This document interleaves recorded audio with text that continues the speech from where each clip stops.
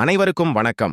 வைகாசி விசாகப் பெருநாளான இன்று ஞானத்தின் ஒளிச்சுடராய் தமிழ் வேதங்களின் தந்தையாய் போற்றப்படும் நம்மாழ்வாரின் வாழ்க்கையையும் அவருடைய மகத்தான பங்களிப்பையும் தெரிந்து கொள்வோம். தமிழ்நாட்டில் தூத்துக்குடி மாவட்டம் ஆழ்வார் திருநகரியில் அவதரித்தவர் நம்மாழ்வார். வைணவ நெறியை பின்பற்றிய 12 ஆழ்வார்களில் முதன்மையானவர் இவரே. 4 வேதங்களையும் அழகிய தமிழில் பாடியதால் வேதம் தமிழ் செய்த மாறன் என்று போற்றப்படுகிறார். வைணவத்தில் ஆழ்வார் என்றாலே நம்மாழ்வார்தான். பெருமாள் கோயில்களில் திருவடியை குறிக்கும் சடாரி நம்மாழ்வாரை குறிக்கும் சிறப்புக்குரியது.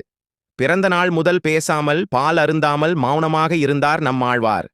பெற்றோர்கள் இவரை கோயில் திருப்புளியின் அடியில் இட்டு வேண்ட அப்புளிய மரம் அடியிலேயே 16 ஆண்டுகள் கண் திறக்காமல் இறைவனை சிந்தித்தபடி இருந்தார். உலக இயல்புக்கு மாறாக இருந்ததால் மாறன் என்று பெயரிடப்பட்டது. இவரது ஞானத்தை கேள்விப்பட்டு வடநாட்டில் இருந்து வந்த மதுரகவி என்ற ஞானி ஆழ்வாரை சந்தித்தார். ஆழ்வார் மௌனமாக இருக்கவே ஒரு கல்லை தூக்கிப் போட்டு, செத்ததின் வயிற்றில் சிறியது பிறந்தால் எத்தை தின்று எங்கே கிடக்கும் என்று கேட்டார். உடனே கண் திறந்து பார்த்த நம்மாழ்வார், அத்தை தின்று அங்கே கிடக்கும் என்று அருளினார். பொருள், அறிவற்ற உடலின் வழியே ஆன்மா இன்பத் துன்பங்களை அனுபவித்து அதனுள்ளேயே இருக்கும். இந்த நிகழ்வுக்குப் பிறகு நாராயணனின் அருள் பெற்ற ஆழ்வார் பெருமானின் கல்யாண குணங்களை அழகிய தமிழில் பாடத் தொடங்கினார். நம்மாழ்வார் ரிக், யஜூர், சாமம், அதர்வணம் ஆகிய 4 வேதங்களின் சாரமாக திருவிருத்தம், திருவாசிரியம், பெரிய திருவந்தாதி, திருவாய்மொழி ஆகிய 4 நூல்களை அருளினார். இவை தமிழ் வேதங்களாக போற்றப்படுகின்றன. இவர் மொத்தம் 35 ஆண்டுகள் வாழ்ந்தார் எனக் கூறப்படுகிறது.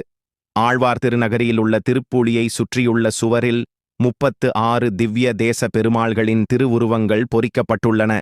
மற்ற கோயில்களில் வணங்கிய கைகளுடன் காட்சி தரும் நம்மாழ்வார் ஆழ்வார் திருநகரியில் சின்முத்திரையுடன் ஞான உபதேசம் செய்யும் திருக்கோலத்தில் அருள் பாலிக்கிறார். இங்குள்ள திருப்புளி இரவில் இலைகள் குவிவதில்லை என்பதால் உறங்கா புலி என்றும் அழைக்கப்படுகிறது. வைகாசி விசாகத் திருநாளான இன்று நம்மாழ்வாரின் ஞானத்தையும் தமிழ் பக்தி இலக்கியத்திற்கு அவர் ஆற்றிய மகத்தான பங்களிப்பையும் நினைவு கூர்வோம். அவருடைய பாசுரங்கள் இன்றும் நம் ஆன்மாவை தூண்டி இறைவனின் அருள் வெள்ளத்தில் திளைக்கச் செய்கின்றன. அவருடைய ஆயிரக்கணக்கான பாசுரங்களில் இருந்து ஒரே ஒரு சிறு பகுதி இதோ. உண்ணும் சோறு பருகு நீர் தின்னும் வெற்றிலையும் எல்லாம் கண்ணன் எம்பெருமான் என்றென்றே கண்கள் துஞ்சும். பொருள், உண்ணும் உணவு, பருகும் நீர், மெல்லும் வெற்றிலை எல்லாமே கண்ணன், என் தலைவன் என்ற நினைப்பிலேயே என் கண்கள் உறங்கும். இந்த வீடியோ உங்களுக்கு பிடித்திருந்தால் லைக் செய்து பகிரவும், எங்கள் சேனலுக்கு சப்ஸ்கிரைப் செய்யவும் மறக்காதீர்கள். உங்களுடைய கருத்துக்களை கமெண்ட் செக்ஷனில் தெரிவிக்கலாம்.